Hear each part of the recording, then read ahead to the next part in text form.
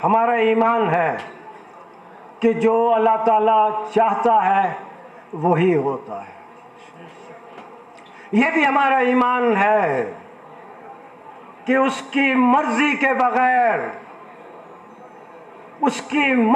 बगैर दरख्त का एक पत्ता भी हिल नहीं सकता। तो आज का ये कन्वेंशन,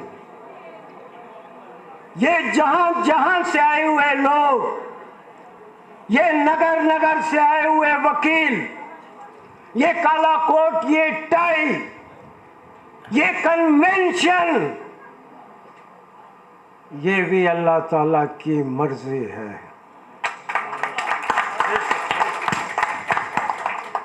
क्या आज हमें यहाँ पे जमा किया गया है? मैं कहता हूं कि जब हम अदालत में पेश होते हैं तो महज काला कोट काली टाई पहने हुए सिर्फ एक वकील होते हैं, मगर जब यही वकील जत्थे की सूरत में सड़कों पे रैली निकालते हैं, जुलूस निकालते हैं, जिंदाबाद मुर्दाबाद के नारे लगाते हैं, जब हम कन्वेंशन मुनक्किद करते हैं, जब हम धरना देते हैं, तो वही काला कोट टाई पहने हुआ एक वकील, एक बहुत खतरनाक वकील की सूरत में सामने आता है।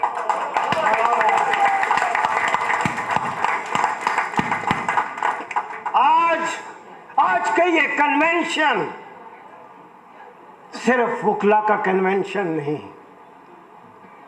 आज का ये लायर्स कन्वेंशन सिर्फ जूनियर और सीनियर का एक जमघटा नहीं, ये बहुत खतरनाक लोगों की आज ये नशिस्त है। और हम पढ़े लिखे हैं, बहुत ज्यादा पढ़े लिखे हैं, बड़े बड़े लोगों से ज्यादा पढ़े लिखे हैं। ये जिन जजेस की आप बात करते हैं, खुदा की कसम अपनी सारी जिंदगी के मैं वकालत में कहता हूं, हम उनसे कम पढ़े लिखे नहीं हैं।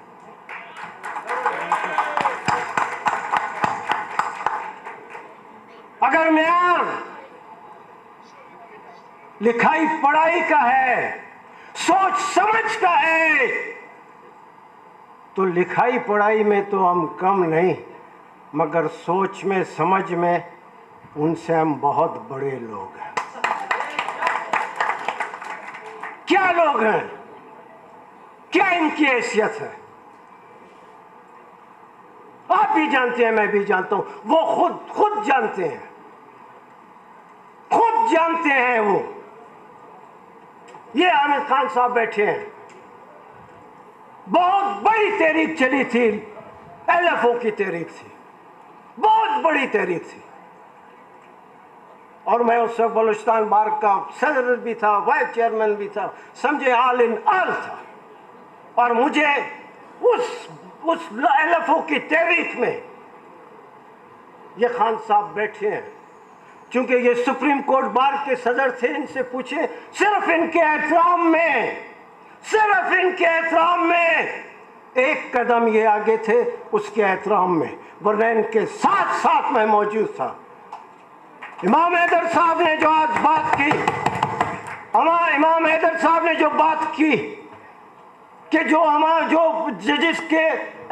जजेस के रिटायरमेंट के एज के बढ़ाने की जो बात थी, उसके खिलाफ जो हमारी पिटीशन थी, आज इमाम हैदर साहब ने कहा कि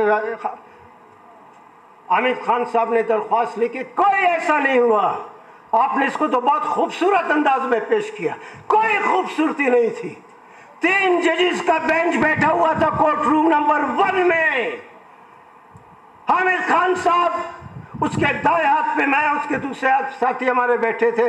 हम गए, ये बैठे हैं, मैं आपके सामने बात करेंगे। हमने इस तरीके से बात की, हमने कहा जनाब, आप पे, आपकी अदालत पे, आपके इंसाफ पे हमें कोई इंसाफ नहीं, हमारी पिटीशन हम कहें वापस करें, वापस करें। ये बैठे हैं, क्या रह गया, क्या रह गया उन जजेस के लिए? वही जजेस, सारे वकला जब सड़कों पे निकलते हैं, तो जब हमने उस LFO के मूवमेंट में और उसके बाद वकला की लाइव मूवमेंट में जब हमने जजेस को कहा कि आपने हल्फ उठाया, आप क्यों, आप एक आमिर को, एक गैर आईनी हुकूमत को आप क्यों लीगल सेंटिटी देते? तो उसने कहा कि क्यों आप 20 करोड़ आवाम की जिंदगी, 20 करोड़ आवाम की जो जदोजहद है, जो ताकत है, आप हमारे कंधे पे क्यों डालते हैं? हम कहते हैं इसलिए डालते हैं कि आपने हल्फ उठाया है, आपने कसम खाई हुई है। हमने तो कसम नहीं खाई है, हम कसम खाने ना खाने के बावजूद भी हम सड़कों पे मौजूद हैं। आज पाकिस्तान में कोई ऐसा डिक्टेटर नहीं आया है जिसको वकला ने जो है उसको चैलेंज नहीं किया और वकला ने उसके आंखों में आंखें डाल के बातें नहीं की। जस्टिस मुनीर के फैसले के तहत, जिसके बाद पाकिस्तान का सत्यानाश हुआ, अगर उस वक्त का कोई भी सदर, अगर कोई बार एसोसिएशन थी, अगर कोई बार काउंसिल थी, अगर उस मर्द में थोड़ी सी भी जान होती, वो जस्टिस मुनीर के सामने खड़ा होकर कहा कि ये तुम्हारा फैसला मैं नहीं मानता, उस एक आदमी के न मानने से आज पाकिस्तान की तारीख बदली होती। हमने सबक सीखा कि आज कोई ऐसा फैसला नहीं होगा जिसमें हमको ना कहना है और हमारे ना कहने के बाद हम देखते हैं कि वो फैसला कैसे होता है। सिर्फ आइन के आर्टिकल 175A की बात नहीं है, सिर्फ आइन के आर्टिकल 182 की बात नहीं है, सिर्फ आइन के आर्टिकल 209 की बात नहीं है। आइन सिर्फ चंद सफ़ात का एक किताबचा नहीं है। आइन में जो शुरू के सफ़ात में, शुरू के पेजेस में जो बुनियादी हकूक हैं लोगों के, उन हकूक के लिए भी जो है हमको बात करनी चाहिए। हम सिर्फ जजेस के लिए नहीं बैठे, हमारा फर्ज बनता है कि इस मुल्क में जो माशी बेइंसाफी हो रही है, इस मुल्क में एक एक इंच के ऊपर जो जुल्म और बेइंसाफी हो रही है, आज इस मुल्क में जो लोगों के मुंह से जो रोजी और जो रोटी छीनी जा रही है, आज जो लोगों को कोई सेहत की सहूलतें नहीं है, तालीम की सहूलतें नहीं है, इनकी बात कौन करेगा? ये भी हमको करनी चाहिए। 175A और 182 और 209 को तो बाद में देखेंगे। आप बात करें, क्यों इस मुल्क में तुलबा यूनियंस क्यों बंद है, क्यों बैन किया हुआ है, क्यों किसान की तंजीमें बनने नहीं देते, क्या मजदूरों को आप यूनियन बनाने नहीं देते?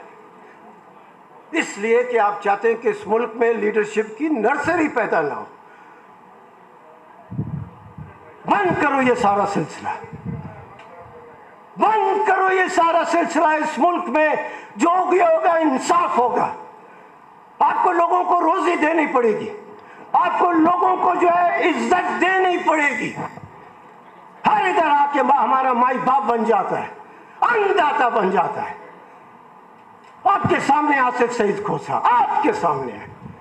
किस इख्तियार के तहत, किस कानून के तहत तुमने ये मॉडल कोर्ट्स बनाए? किस कानून के तहत बनाए? ये मॉडल कोर्ट्स है। हफ्ते में, महीने में, 1.5 महीने में, 40 दिन में आप आदमी को जो है फांसी की सजा देते हैं और उम्र कैद के लिए आप भिजवा देते हैं कि जो कुछ होगा आपको हाई कोर्ट करेगा। हाई कोर्ट में कौन से आपके फरिश्ते बैठे हैं? कौन से फरिश्ते बैठे?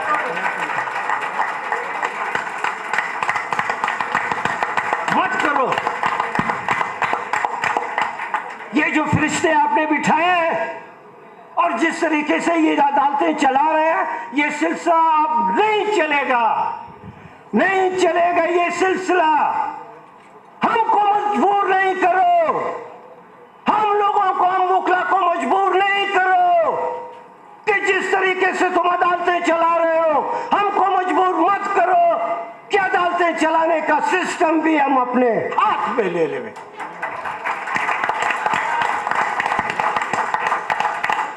उसके बाद ना कोई माई लॉर्ड होगा और ना कोई इज्जत माब होगा, सब बराबर है। आपको तो अपने दोस्त, अपने भाई और अपने कुली की इज्जत करनी नहीं आती। नया आपने एक नया मफहूम, आपने एक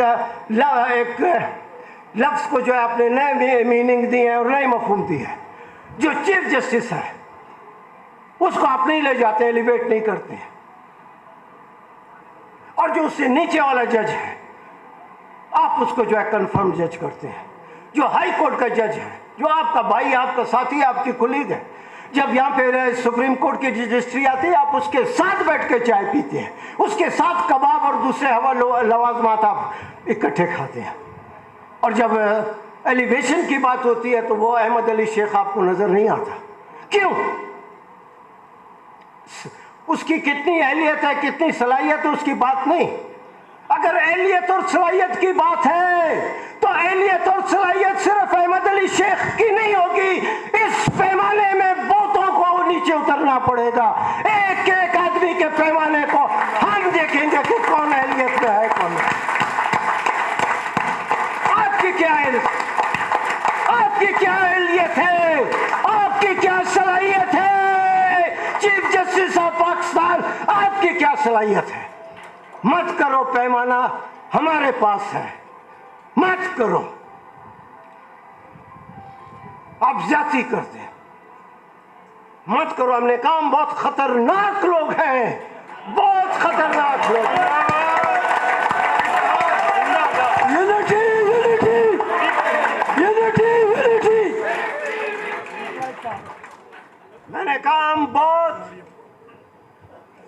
खतरनाक लोग हैं, मत करो। ये जो है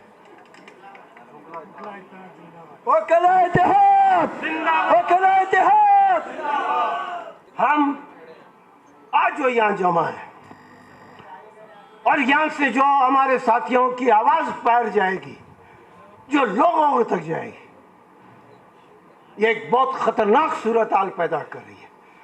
हम खतरनाक लोग हैं, मैं बार बार कहता हूं खतरनाक लोग हैं। हमने साबित किया हम खतरनाक लोग हैं। हमको मत छेड़े, मत छेड़े हमको, मत छेड़े हमको। एक सीटी बजेगी सारा का सारा सिस्टम नीचे आ जाएगा।